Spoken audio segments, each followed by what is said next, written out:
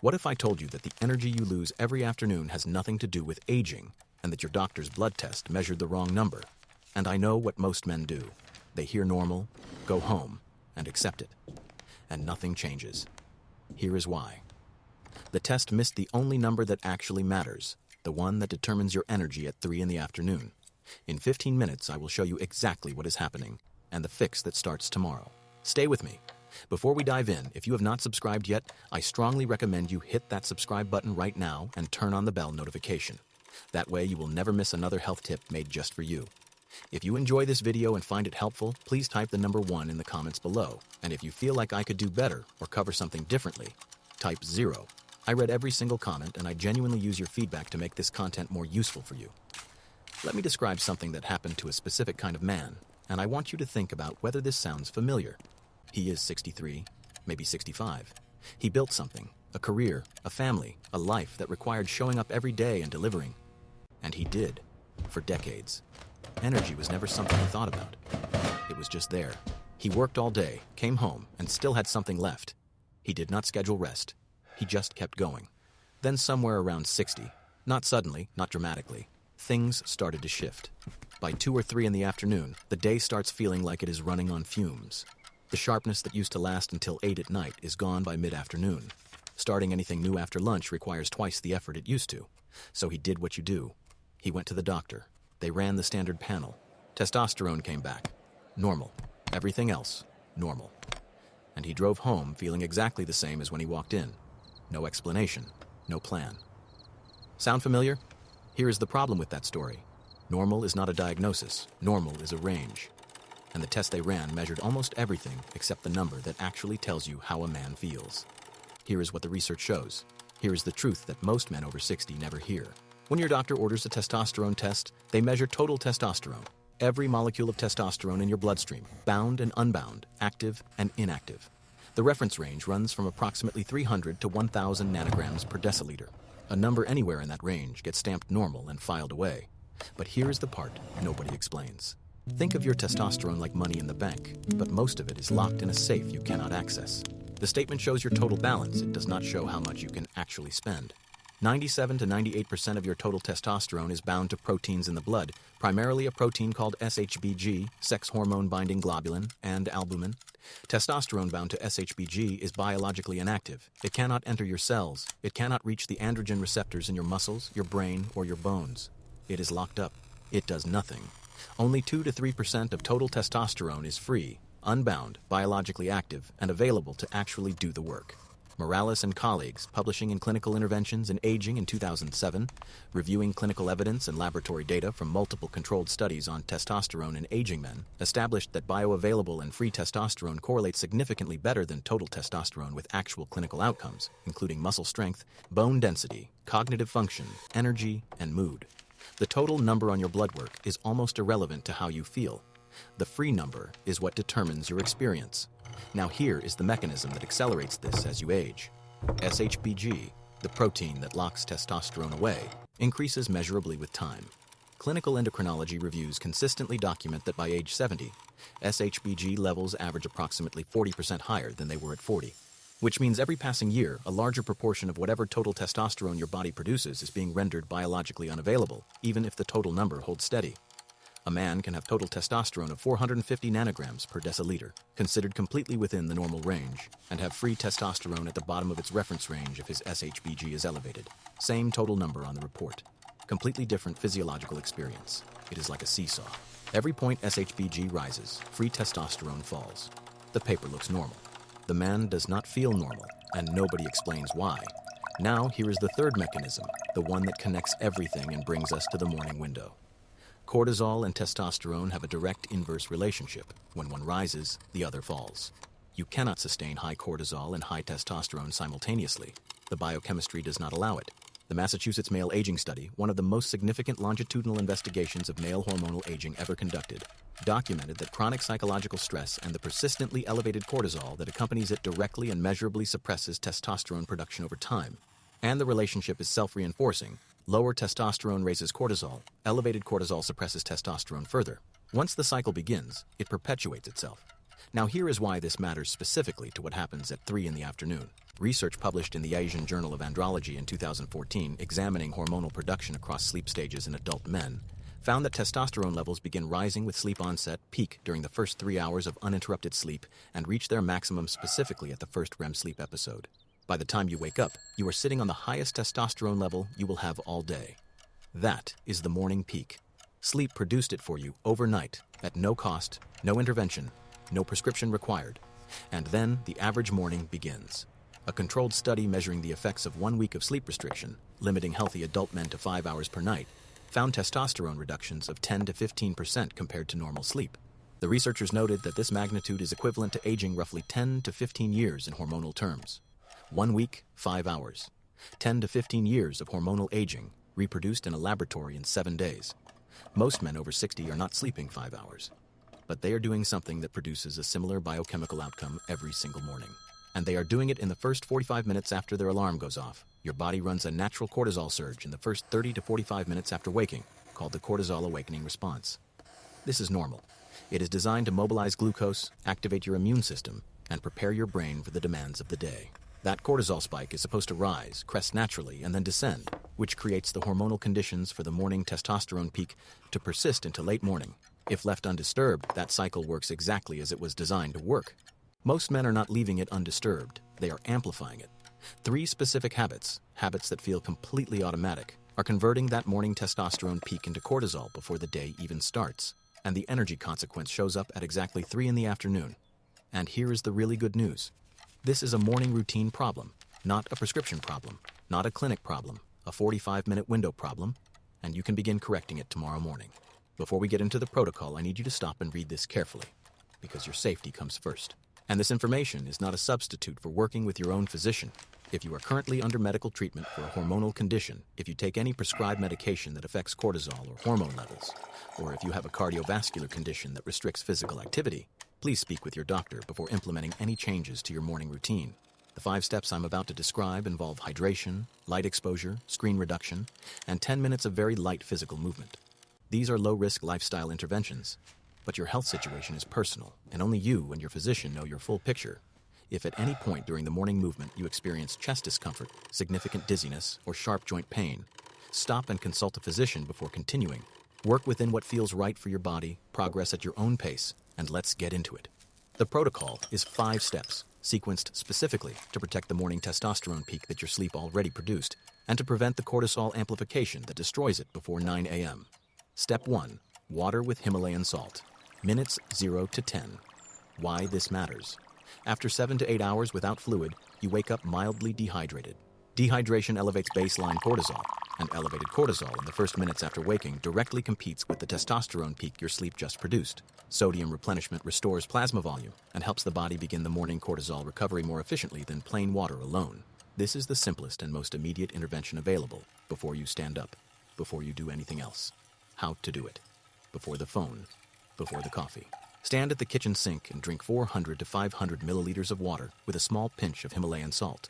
Room temperature or slightly warm. The entire step takes 90 seconds. What to focus on? The salt is not optional. Plain water rehydrates more slowly and does not address the overnight sodium deficit that contributes to morning cortisol elevation. A small pinch, not a teaspoon. You should not taste it strongly. If you do, you use too much. Progress tip. Add the juice of half a lemon. Vitamin C has a documented modest inhibitory effect on cortisol synthesis. Small contribution, 0 cost. And it makes the habit more enjoyable, which is what keeps habits lasting past the first 2 weeks. That is step 1. Step 2. 10 minutes of morning sunlight. Minutes 10 to 20. Why this matters. Morning light is not just about waking up. Direct sunlight entering through the retina, not through glass, not through sunglasses, activates the hypothalamic pituitary axis, triggering pulses of luteinizing hormone. LH is the biological signal that tells your body to sustain testosterone production. This is endocrinology, not wellness advice, and it costs nothing. How to do it. Step outside, onto a balcony, or stand at a fully open window where direct outdoor light reaches your eyes. No sunglasses, no glass. 10 minutes. You are not staring at the sun. Simply being in the presence of morning light with eyes naturally open is sufficient to trigger retinal activation. What to focus on. The timing matters more than the intensity. Morning light before 10 a.m. carries 10 to 50 times more luteinizing hormone-triggering signal than afternoon light, regardless of how bright it looks. Overcast morning light still works. An indoor lamp does not at these wavelengths. Progress tip. Combine this step with a slow walk around the block. You capture the sunlight stimulus and the light movement of step 4 in the same 10 minutes. 2 steps, 1 walk, done. That is step 2. Step 3. 35 minutes without screens. Minutes 0 to 35, beginning from the moment you wake up. Why this matters. Checking your phone in the first 30 minutes of the day is not a neutral habit. Every notification, email, or headline your brain processes in that window is a microstressor, and microstressors activate the HPA axis and amplify the natural cortisol awakening response that is already running. You are adding stimulation on top of a cortisol system that is already at its morning peak. The result is a higher cortisol ceiling than the body intended, and a deeper suppression of the testosterone that sleep produced. 35 minutes. Let the car cycle complete its natural arc undisturbed. How to do it. Put the phone face down on the nightstand, or better, charge it outside the bedroom. You will check it. You will, just not for 35 minutes. The walk to another room to get it creates a natural buffer of intentional choice rather than automatic reflex. What to focus on.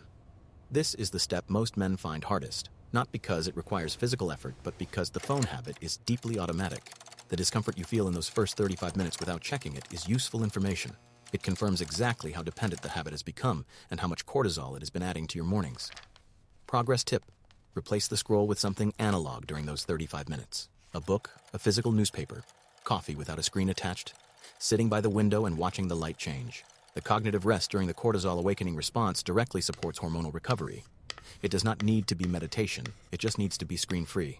That is step 3. Step 4. 10 minutes of light movement, minutes 35 to 45. Why this matters. SHBG, the protein that binds testosterone and renders it inactive, fluctuates throughout the day and responds to physical activity. Low-intensity aerobic movement transiently reduces SHBG in the hours following exercise, making more of the testosterone already in your blood biologically available. 10 minutes of gentle movement is enough to activate this mechanism and prepare androgen receptors in muscle tissue to absorb the free testosterone that remains circulating from the night's production. This is not a workout, it is an activation, and the distinction matters. How to do it. Walk for 10 minutes. Stretch for 10 minutes. Do 10 minutes of simple movement, a few bodyweight squats, some shoulder circles, some light walking in place. Your heart rate should rise slightly and comfortably, not significantly. If you were slightly warm at the end, the intensity was correct. What to focus on. The purpose here is to open the hormonal window, not to train. If the movement is too intense, if cortisol rises significantly, the benefit reverses. Keep it genuinely light. The goal is to wake the body up, not stress it. Progress tip, add 10 bodyweight squats and 10 wall push-ups at the end of your movement minutes. Even this minimal resistance stimulus has a documented positive effect on free testosterone and SHBG reduction. The dose does not need to be large, it needs to be consistent. That is step 4. Step 5, coffee after 90 minutes. Not 60, not 45, 90. Why this matters. Caffeine amplifies the cortisol awakening response. Before the car cycle has completed its natural arc, which takes 30 to 45 minutes from waking, with a safety buffer of another 45 minutes, every cup of coffee is amplifying cortisol that is already at its morning peak, and elevated cortisol suppresses the free testosterone that your sleep produced. Men who consume coffee within the first 30 to 45 minutes of waking are unknowingly trading their morning testosterone peak for a cortisol spike every single day. After 90 minutes, the car has crested and cortisol is descending. Caffeine at that point no longer competes with testosterone. It delivers exactly what it was always supposed to deliver. How to do it. Set a reminder for 90 minutes after your typical wake time. That is your coffee window. During the wait, do steps 1 through 4. By the time you sit down with your first cup, your morning hormone cycle is completed, your cortisol is descending, and your coffee now works for you instead of against you. What to focus on. The coffee is not the problem. The timing is. The same cup at 90 minutes after waking produces a completely different hormonal interaction than the same cup at 10 minutes. Same bean, same roast, same amount, different biochemical result. Progress tip. If 90 minutes feels impossible on your current schedule, start by pushing the first cup by 30 minutes. Any delay is better than immediate. Build to 60 minutes first, then 90. Incremental progress sustained over weeks is worth more than perfection maintained for 3 days. That is step 5. That is the protocol. 5 steps. 45 minutes. The same window every morning. Everything we covered today is the foundation. The cortisol-testosterone relationship, the morning window, the 5 steps that protect it.